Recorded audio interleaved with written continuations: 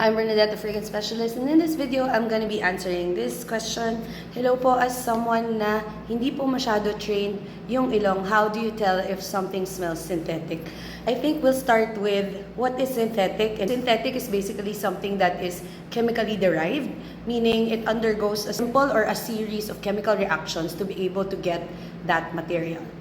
The other side is, of course, naturals.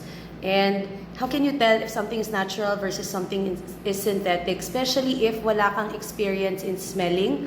To be honest with you, wala. It's all based on experience, really. Like, ano yung experience mo with a natural material versus the synthetic equivalent? So, kung wala kang baseline, wala kang reference ng ano nga ba yung natural. So, let's say, I'll give you an example.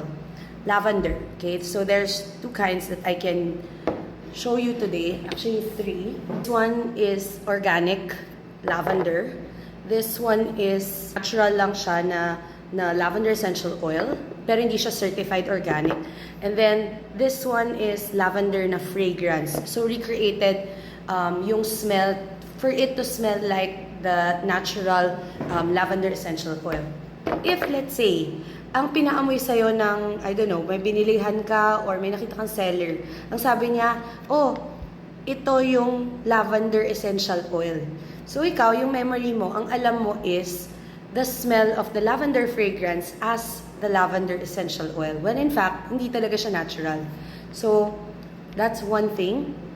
Kung ano yung alam nyong amoy or experience ninyo na amoy of something natural, then if you smell something different, if I present something to you and say that, oh, natural to, ikaw in your head, sabihin mo, ay, hindi ganyan yung naamoy kong natural, so that must be synthetic.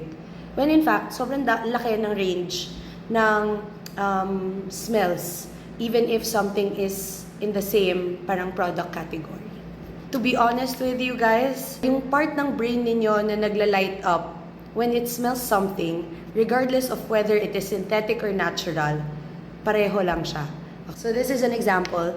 This one is linalool. It's a material or a component that you can find dominantly in lavender. You can also find it in other florals, bergamot also, as well as ilang-ilang. It also has linalool.